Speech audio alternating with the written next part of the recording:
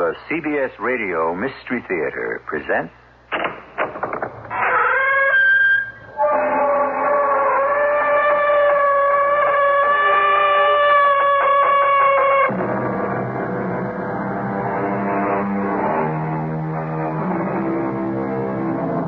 Come in. Welcome. I'm E.G. Marshall. They say one of the hardest things for an aging actor to do is to retire, to give up the stage once and for all time. Unlike most jobs, one does not simply work at acting. One lives it. It's part of your days and nights, even when you're not performing. It's in your blood, and even, I would say, in your soul. Today's mystery concerns one such man, one such actor. Mother, where's your husband? Your husband. My stepfather. I don't know. Will he be late? It's quite late already. He may not get back until morning. Not till morning. Well, it can wait. What do you mean? I'd like him to be the first to find your body.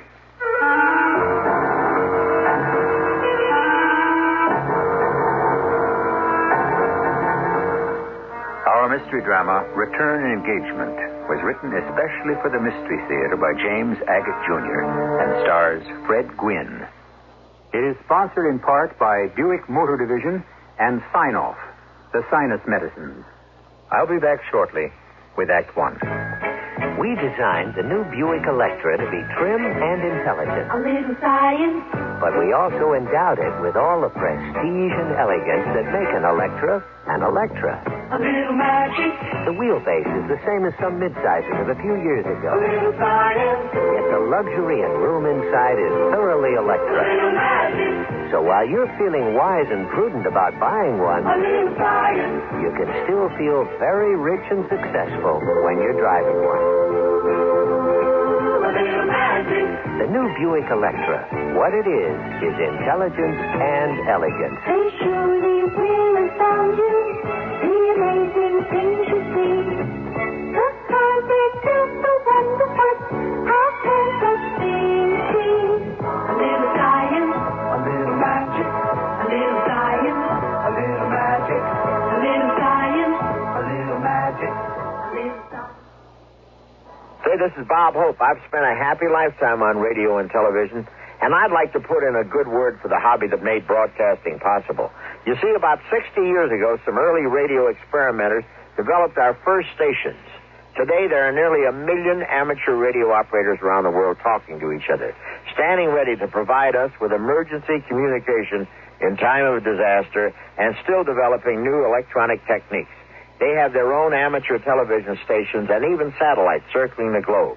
On some of our trips to isolated spots overseas, my troop and I kept in touch with home through amateur radio stations. You want to know how you can join in?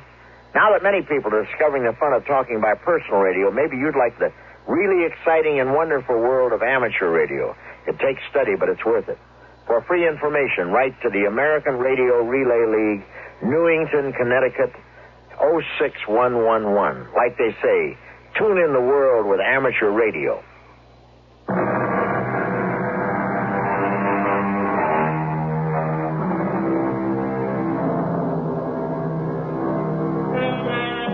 That great genius of the theater who left us more excitement, more love, more mystery, more knowledge of man, once wrote, "All the world's a stage, and all the men and women merely players. They have their exits and their entrances, and one man in his time plays many parts." Such a man was Roy Rayburn, actor from his toes to his fingertips. For 25 years, he was the leading man on the American stage. And 9 years ago, he dropped completely out of sight. That is, until this very moment. There he is, unmistakably Roy Rayburn, walking alone in the rain across the bridge that spans from New Jersey to New York. His collar turned up, cars zooming by. I shall kill her. Outright. And not blink an eye. Why, I can smile and murder while I smile. I said those words as Gloucester in Henry VI. Outright, Gertrude. Quickly. You won't suffer the way you've made me suffer. Hey, you! Hey, buddy! You thought you could marry him and have me put away? Lock me up in an asylum? Hey, buddy, you want a lift? Come on, you're holding up traffic. What, are you crazy walking across the GW bridge in the rain? You want to get killed or something? Hey, you kidding? Is that pajamas you got on under your coat?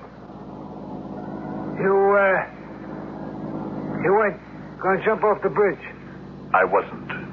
You wasn't? Definitely not. Anything I can't stand in this day and age when everybody's got something to live for is for people to stop living for it. There are circumstances when you think your life is over. I can understand that. Your life is over while you're living? While you're living. People have disappointed you. Oh, come on now, Jack. You're not going to tell me a little disappointment makes a guy a suicide. Take your life? You only got one life, you know. Oh, I agree. I could never do it. I've got too much left undone. Too much I want to do. Have got to do. So no matter how unhappy people have made me... That's the right attitude, pal. Too much to live for. Hey, you want to know something? I saw you walking on a bridge, see? I thought you were one of them, see? One of them, attempters. I did, honest. You jump off this bridge, something chronic. I mean, here's a guy walking along in the rain with an old overcoat over his pajamas. What's the guy going to think? Well, maybe I didn't have the bus fares, and I had to get across the river. Yeah, sure, that's possible. Anything's possible. But whatever it is, you better get yourself some clothes, because the cops are going to run you in. Well, I do appreciate your advice. It's been very helpful. No sweat. I'm what they call street smart. No education, PS 189, and that was it. You do all right. What time do you make it? 6 o'clock on the nose. I'm going up to the Bronx. I generally get there in time for dinner. It's a long trek to Jersey every day, but it's worth it. We live right under the Whitestone, you know. Hey, that's beautiful. Okay, Jack, I'm making a turn on the ramp here. I'll let you off. That's Riverside Drive down there on the right. Oh, I know. I'm an old New Yorker. Okay, then, so you know. Listen, pal, don't do anything I wouldn't do.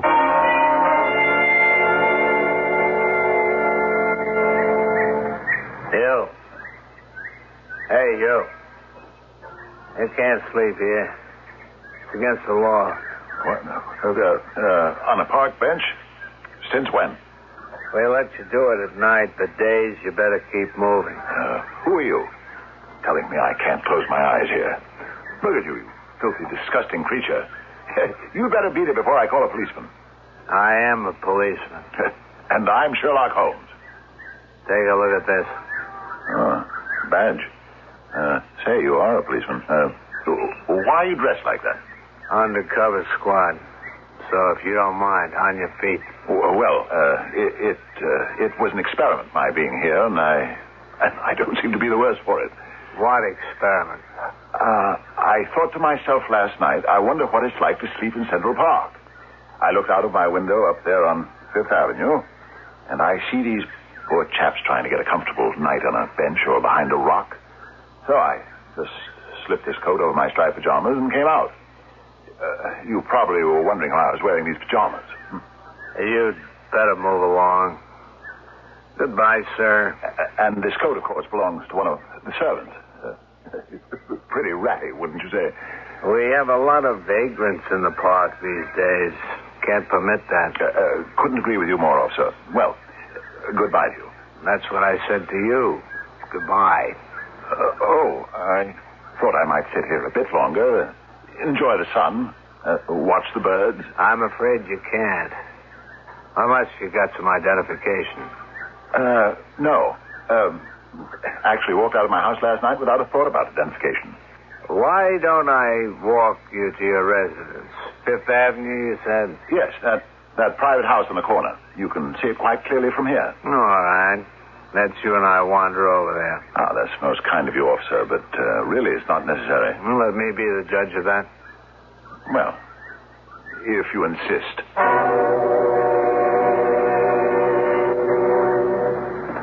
Well, now, that is the darndest thing. Would you believe it? I came out last night without my key. Did you now? It was all a spur-of-the-moment thing, you understand? To sleep like a bum on a park bench. This house doesn't look occupied. Doesn't it? What would you say? Lower windows on the Fifth Avenue side being boarded up? That's right, officer. Well, you see, we keep them that way, my mother and I. Now, you may leave me here. I'm safe. I'll just go down those stairs. Servants in the livery entrance. I'll ring, and they'll let me in. Looks like that iron gate to the basement is padlocked. Are you sure you live here? Padlocked? Oh, dear, of course. I completely slipped my mind. I let the servants have the day off, and they like to get an early start. Is that so? Your servants have the day off? That's correct. In fact, the whole week off. I'm loaning them to my stepfather who lives on the island in Sands Point. He's giving a big party, needs some extra help. Your stories are beginning to confuse me. I thought you said you all lived here. Some of the time. Most of the time is Long Island. I think if you don't mind, you'd better come along with me to the station house and explain it to the lieutenant. But I've nothing to explain to him. Don't even know the man. Well, just tell him what you've been trying to tell me, that you live on Fifth Avenue, you sleep on a park bench, you have no key, the house you say is yours is boarded up. No. I do not wish to accompany you, officer. Take your hand off my arm. Get it off. Stop that man. Stop him. Boy, that guy's got some punch. My jaw. Stop him!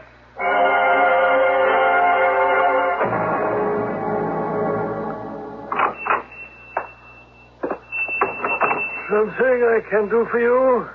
Yes, that pistol in the window. Which one? Yeah. I suppose somebody pawned it, and, well, I was wondering if you were waiting for them to come back and redeem it, or if it was for sale. Everybody makes that mistake. I'm no pawn shop. This is Schmidt's Den of Antiquity. Antiques, we sell. I'm Herman Schmidt.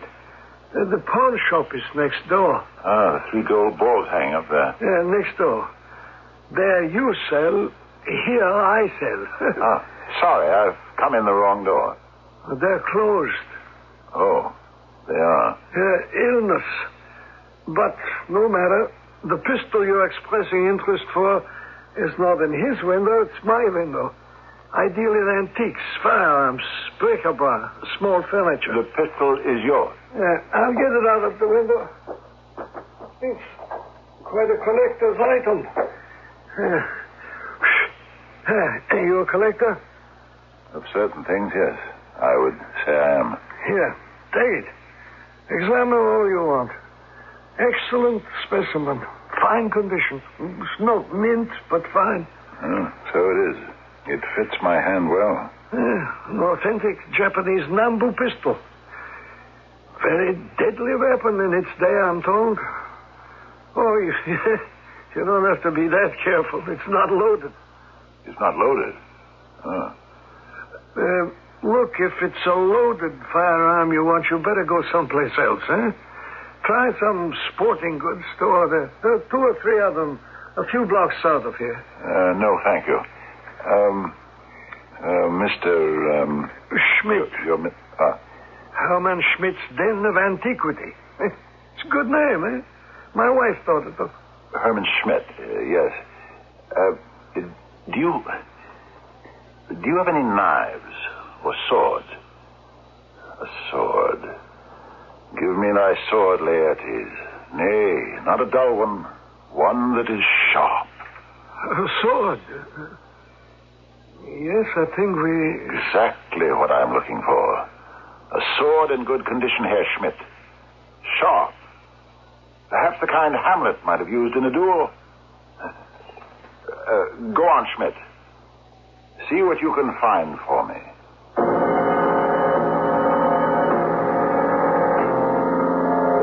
So, Roy Rayburn would like to buy a sword, the kind Hamlet might have used.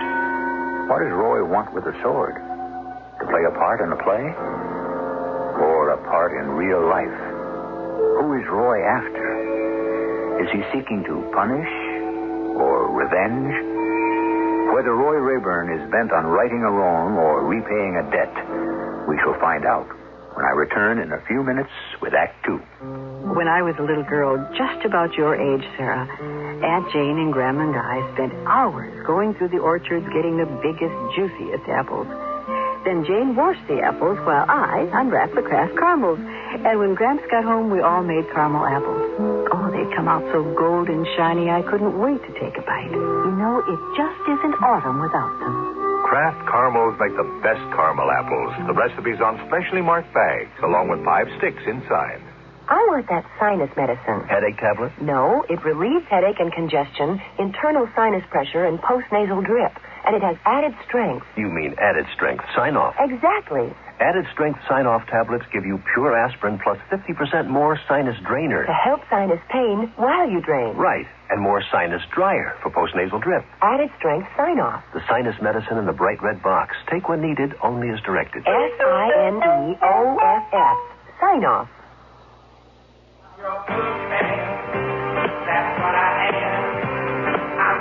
Hi, I'm Casey of the Sunshine Band. I'm also Teenage Ambassador for the American Heart Association. You know, when you're young, we learn a lot of things.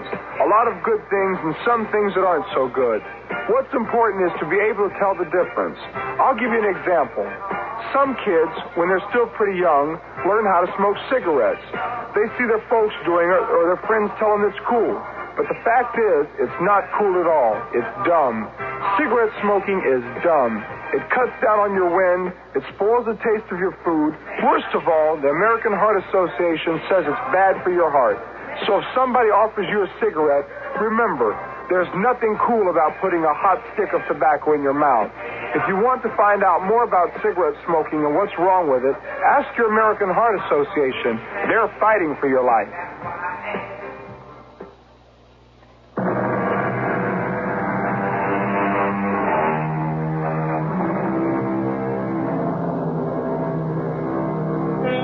People often ask me, if an actor always plays a villain, does that affect his life off stage or off camera? I'd say no. For example, take Boris Karloff, one of the kindest, sweetest, most softly spoken actors I ever knew. He was the monster in Frankenstein. On the other hand, I've run across a few actors who always played heroic, noble, courageous characters. But in real life, you wouldn't like to know them. Now, Roy Rayburn doesn't fall into either category. His mind seems, shall we say, a little disorganized. And that doesn't help when you're a performer. First, it's a pistol, now a sword. What is Roy really after? How about this Japanese soma I saw? This has quite a history. It's massive, isn't it? Too big, I'm afraid, Dr. Schmidt. I'm not a doctor. Please don't interrupt me. I want to buy something to give my mother as a surprise. What about those over there, over in that corner, against the wall? Well, the firearms?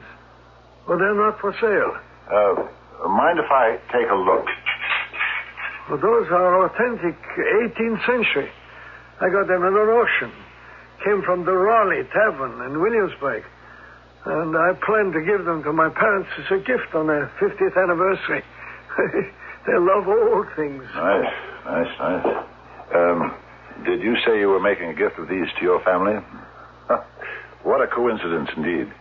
Yes. But I mean, well, there is so much here to choose from. Couldn't I interest you in... Didn't I tell you? I want these fire tongs for my mother. Good weight, too. Well, if I ever run into another set, if you give me your name, I'll let you know. Not the set. Just the fire tongs. But the value lies in getting a matched set. I am not able to wait until you find another. Mr. Schmidt, and I do not want a set, just the fire tongs. Yes. You'll excuse me, but please now, would you mind putting those back in the corner? Oh, yes, I would mind, very much. Now, so we get to business. I don't happen to have any money on me right now, but nevertheless, I do want these. I can't break the set. Don't you understand? You don't seem to understand, Schmidt. These fire tongs please me. They will please my dear mother. Now, come. Do not make this difficult for me. Yes. I don't know what this is all about, and I don't want to know. Please. Don't back away from me. I'm not going to hurt you. Help! Help! Someone! I'm being attacked! Help! Oh, I'm very sorry, Mr. Schmidt, but my need is greater than yours. I hope I haven't hurt you too much. Very foolish of you, Schmidt. Good. Still breathing. Now for a little money. Just enough from your cash box for my ticket. Merely a loan, shall we say. Now, to wrap these fire tongs, newspaper, and I'll be off. The clothes. You won't mind, will you, Schmidt, if I borrow your clothes, old boy? I'll leave you my old coat and pajamas.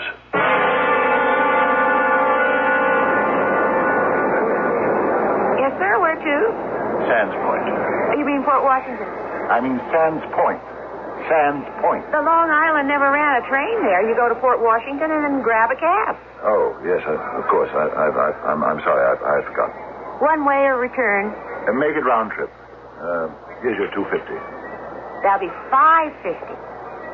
$5.50? You've got to be joking. Of course I'm not joking. It's been $2.50 for years. What are you talking about? Do you want a ticket or don't you? What am I? Crazy? I paid $2.50 round trip out to the island just yesterday. Mister, it hasn't been $2.50 for 10 years. Now, will you move along or pay? What is this? You're holding up the line. I'll tell you this. I'm not paying any $5.50 for a $2.50 round trip. So long, pal. Hey, come back here. Officer, that man carrying your package, he stole a ticket. Officer, get that man.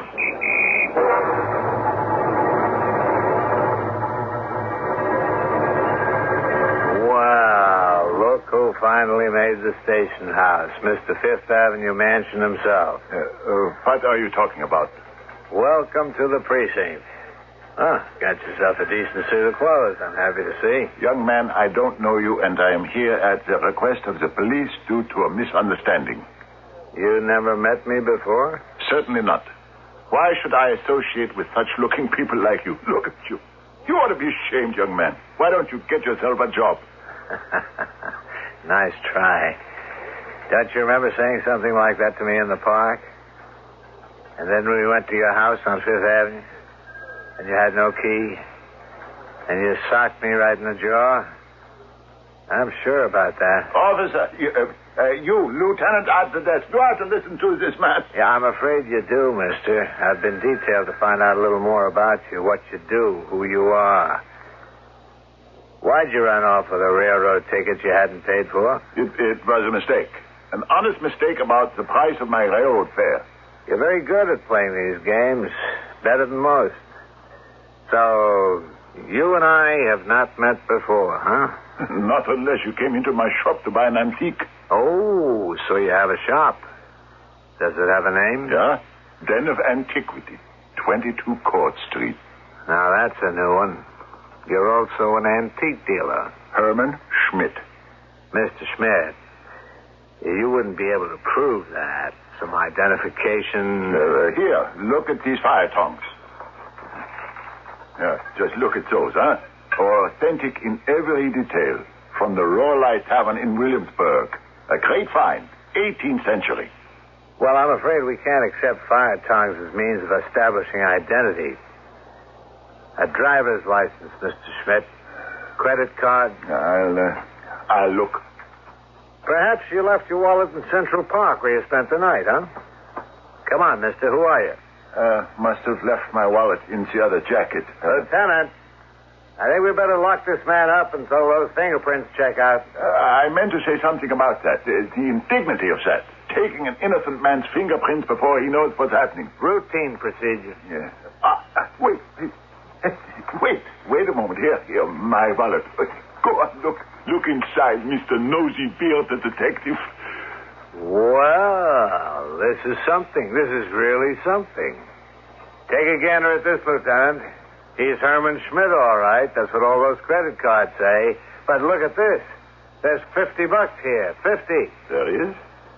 I mean, there is. I could have told you that. Well, then what in heaven's name is all that routine with not paying for your ticket?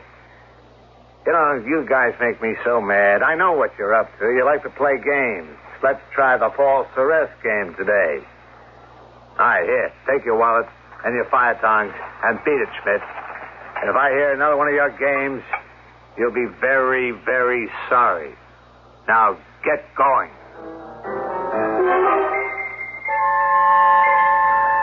Taxi, mister? Where do you go? Take anywhere. Roslyn, Sands Point? That's where I'm headed, Sands Point. Of course you are. You're Roy Rayburn, the actor. Yes, I am. Well, get in. Don't you remember me, Mr. Rayburn? Michael, the taxi man? I had this spot at the station for years. Remember? And then 10 years ago, I gave it up and went to Florida to grow oranges. Oh, yes. Shall we go? No, sure. Remember, I used to wait for you to come out on the midnight train when you were acting in New York. Take you home. Yeah. Why, so you did, Michael. Oh, my goodness. I'm falling down on the job. I should have taken that big package from you and put it in front like I used to when you bring costumes and things out. I'm falling down on the job. Still the same big old house at the end of Sands Point Road? Oh, yes. How's the family? Your mother? I haven't seen her since I've been back. I only got back on Monday. Here I am with one of my old customers. Turn left here. Well, I haven't forgotten. Are you in any shows on Broadway, Mr. Rayburn? Not at the moment. You were always working. You always had, what do you show people call it? Engagements. Actually, Michael, the word is used when you come back to do a revival of an old classic. Oh, yeah. Well, you did a lot of old shows. Shakespeare? You going to revive any of those? I've been thinking about a return engagement. Turn right here, by the lighthouse. 10 years, long time, but some things you never forget. Like when you got me a ticket to see you in Hamlet, right up in front in the second row. And here we are.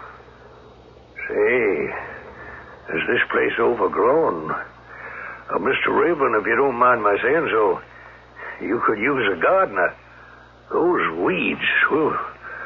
Look, for old time's sakes, can I stop by one Sunday and clean up a little for you?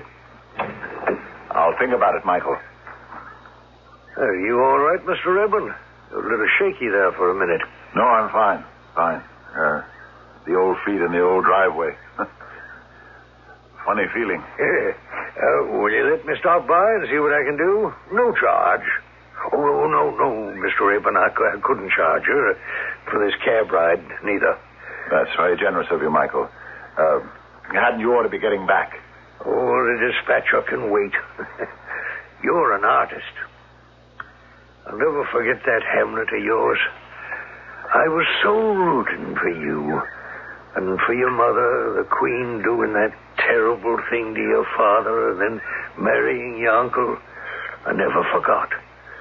And how hard it was for you to make up your mind what to do about it. How all occasions do inform against me. Yes. And spur my dull revenge. What is a man, if his chief good and market of his time be but to sleep and feed? A beast, no more. Sure, he that made us with such large discourse, looking before and after, gave us not that capability and godlike reason to fuss in us unused. Oh, I can understand that. That's how I felt down in Florida. Unused. How stand I then, that have a father killed, a mother stained, excitements of my reason and my blood, and let all sleep, while to my shame, I see. Oh, Mr. Urban, your fire tongs. It fell out of the newspaper. Here you are. Here, wrap more up again. Oh, from this time forth, my thoughts be bloody, or be nothing worth.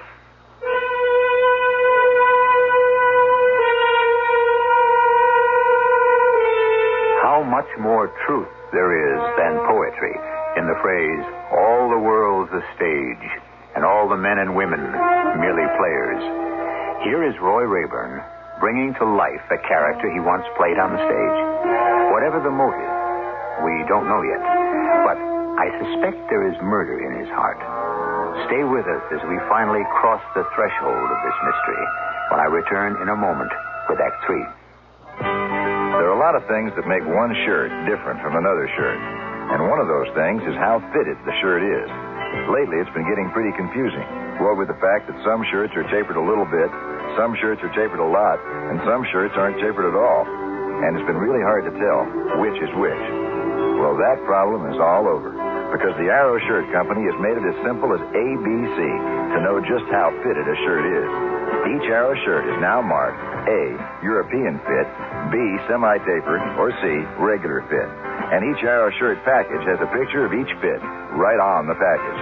Meaning you know how fitted your Arrow shirt is before you buy it. Meaning, when Arrow says their shirts fit good, they do. Just the way you want them to. It's hard to miss with Arrow. Arrow shirts. Arrow, America's shirt maker. Hello. Huh? I'm glad you're using your library. What? Who said that? The library is an exciting place. You a book talking to me? That's right. Who are you? Adventure? The voice of an adventure? Yes. Are you something like the Bionic Man? Have you ever thought about doing something really adventurous? Wow, a talking book. They'll never believe me at school. Like riding the range with cowboys of the Old West? Yeah, but that was ages ago. It could be today if you read a book. Really? Or you could go big game hunting on a safari to Africa. With lions and alligators? Right. Or even to outer space with a team of astronauts. Outer space? Boy, that's adventure. Sure, the library's one adventure after another. Excuse me, I'm going to get a book and take a little trip. A little trip? Where are you going? To find an adventure. Great. And remember, use your imagination. Use your library. The library is an exciting place.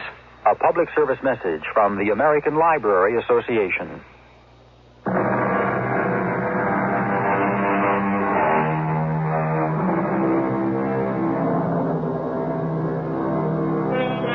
Roy Rayburn found the front door of his old house open.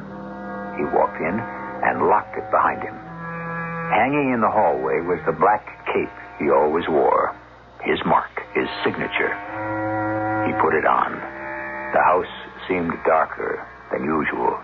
Mother? Mother, where are you? Here, Roy. Hello, Mother. Hello, son. Aren't you surprised to see me? Yes, I am. I'm very surprised, Roy, but I'm trying very hard to appear calm and... And what? not do anything which might excite you. Oh. Am I excitable, Mother? Yes, you know you are, son. Sit down. I think I'd rather stand. Funny, isn't it? Son comes home after so many years. How many? I don't even remember. 5 years, Roy. 5. Comes home and he and his mother are only able to make small talk. How are you? Hello. Sit down. No, thanks. I'll stand. Oh, Mother. Mother. Well, put your bundle down at least. What is it you've got wrapped up in that newspaper? A present. How do you like it? Oh, how very thoughtful of you. Now put them down over there by the fireplace. They're quite valuable, I was told.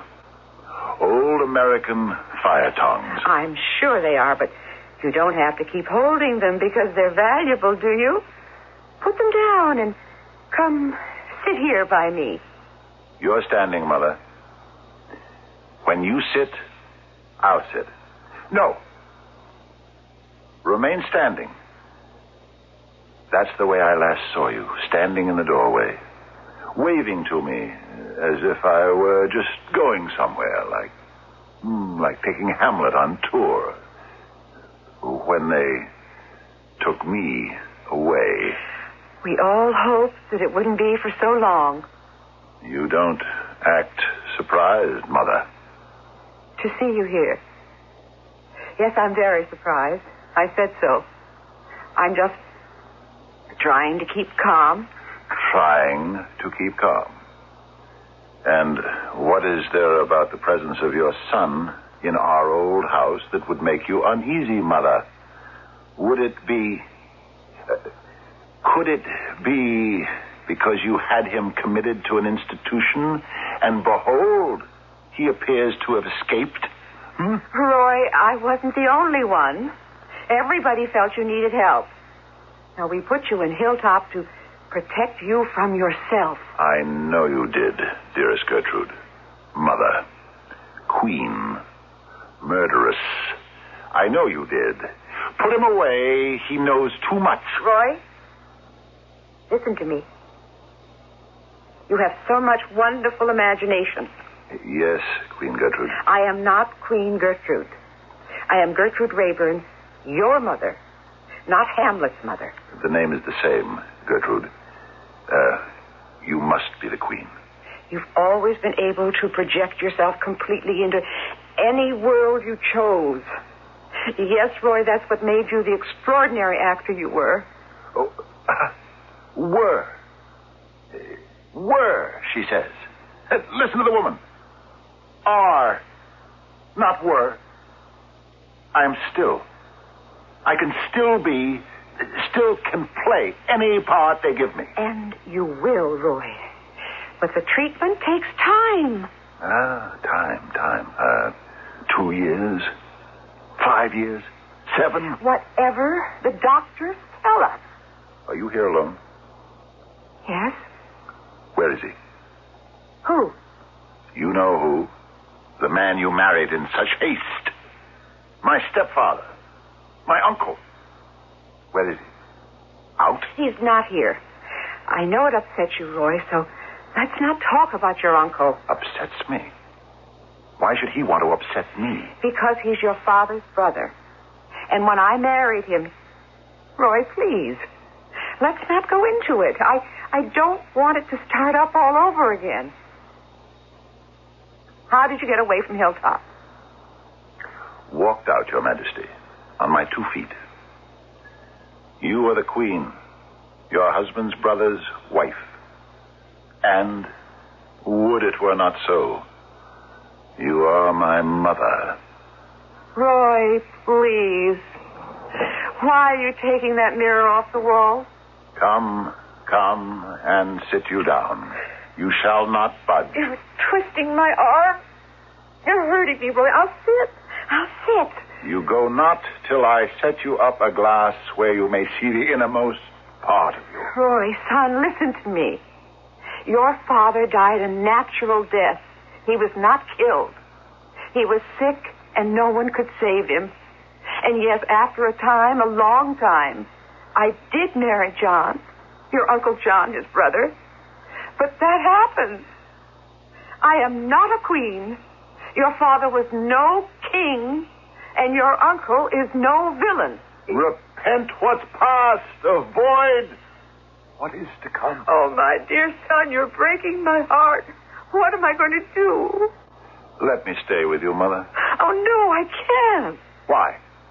My uncle? No. I'm not up to taking care of you. When does he get home? Who? Your husband. My uncle. I don't know exactly. Will he be late? It's quite late already. Well, he may not get back tonight. Business... Not till morning. How very fortunate. What do you mean? I'd like him to be the first to discover your body. What? Oh, Roy. Your poor mind. You believe I'm mad? No, No, dear mother. It is not madness. I'm very tired. I want you to sit down in that armchair, Mother, facing the fireplace. Sit! That's better. I want you to look into the fireplace and remember your sins. What are you going to do? What happened to all the broken furniture, Mother? I had most of it mended. You're lying. There never was any broken furniture. You told them that, so they put me away. The doctor saw the broken furniture, Roy. I don't like talking to you with you behind me.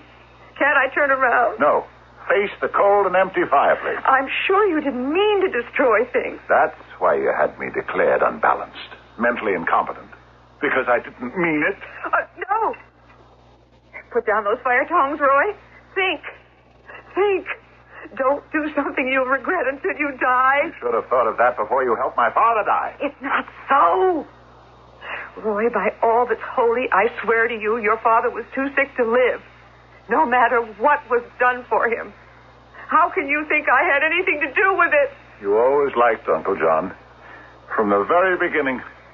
I saw it as a child. But I never would. When I kill you, dearest Gertrude, treacherous queen, they will shake their heads and say, Hamlet is no murderer.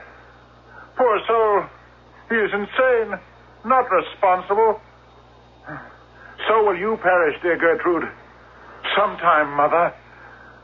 But your son Hamlet shall be permitted to live on to a ripe old age. Roy, please! Don't!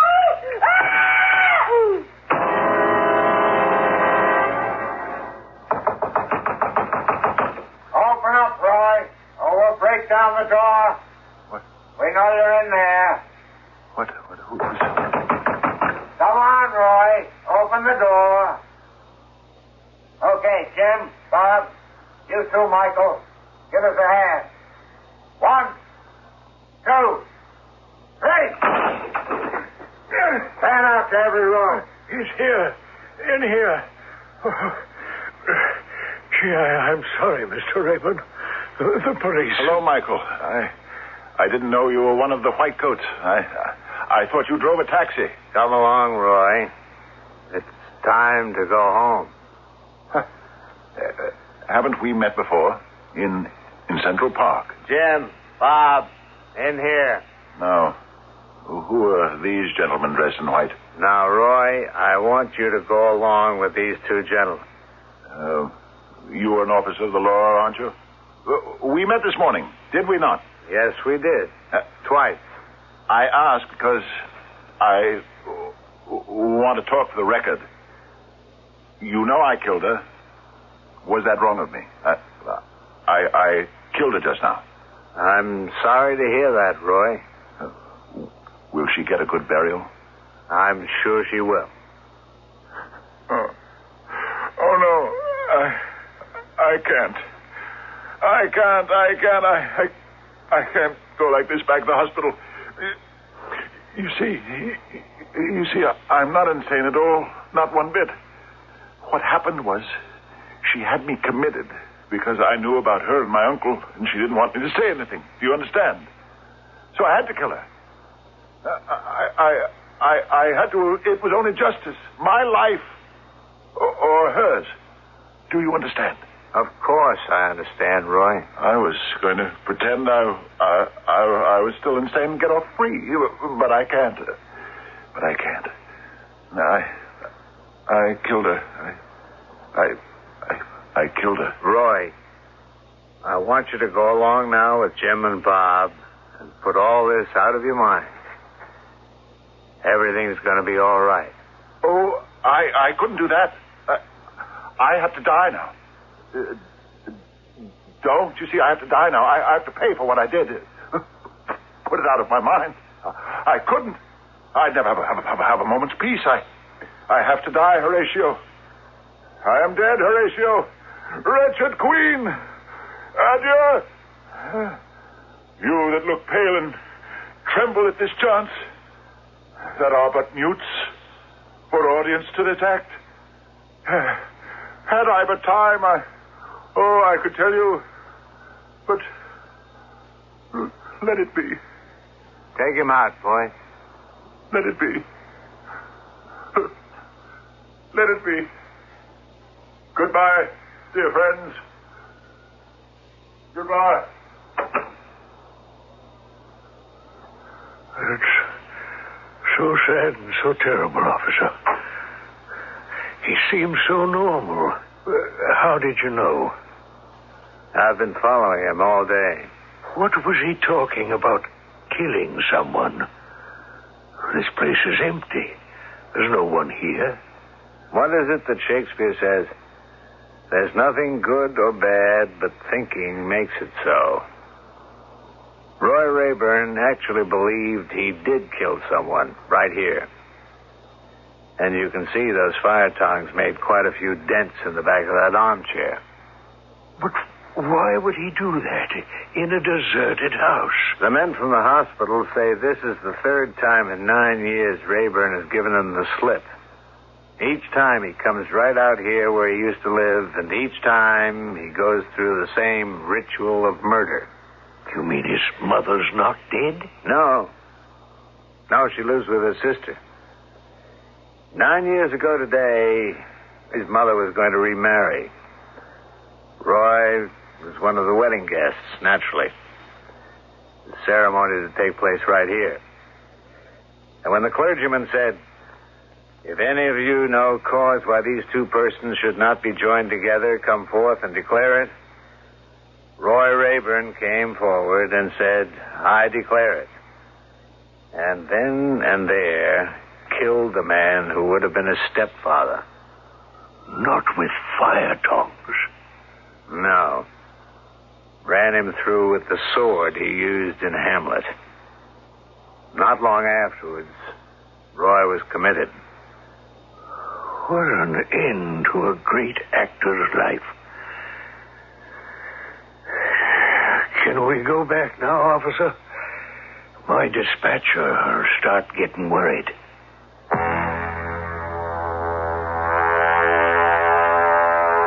One man in his time plays many parts. So it was with Roy Rayburn. The sorrow and uncertainty he acted as a young student Hamlet, Roy actually suffered in life. As Hamlet, his hands were tied with indecision. In real life, he played the part to the end and had his revenge. I shall return shortly. You may feel it's an embarrassing subject, but since 1 out of every 3 people suffers hemorrhoid symptoms at some time, you should know about Preparation H. Preparation H gives prompt, temporary relief from occasional pain and itch in many cases. But Preparation H does more. Actually helps shrink swelling of hemorrhoidal tissues caused by inflammation. With so many having the problem, it's comforting to know that Preparation H helps shrink swelling of hemorrhoidal tissues. Ointment or suppositories. Use only as directed. This is Helen Van Slyke. I wrote The Heart Listens and The Mixed Blessing.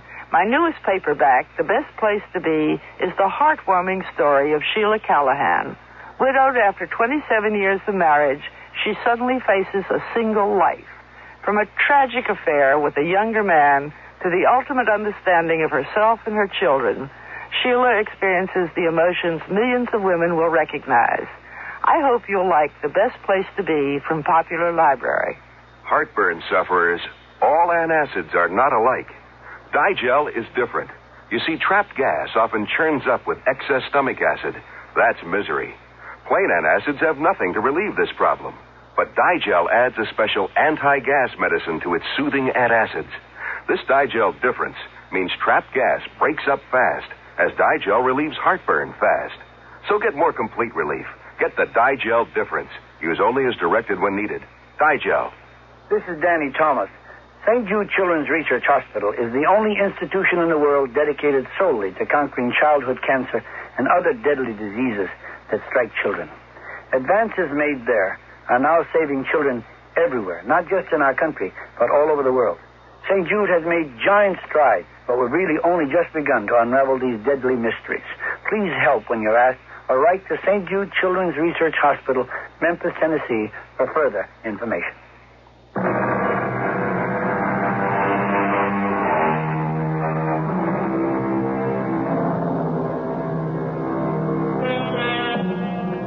is that fine line between art and life, make-believe and reality, between fact and dream, truth and nightmare? Is it true, as Hamlet himself says, there is nothing either good or bad, but thinking makes it so? So ends our tale of an actor who held the mirror up to nature, saw himself with motive, costume, and weapon, and believed he was the character he played. Our cast included Fred Gwynne, Ann Petoniak, Robert Dryden, and Court Benson. The entire production was under the direction of Hyman Brown. Radio Mystery Theater was sponsored in part by Sign-Off, the Sinus Medicines, and Buick Motor Division.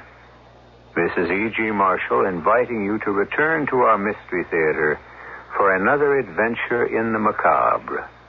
Until next time, pleasant dreams.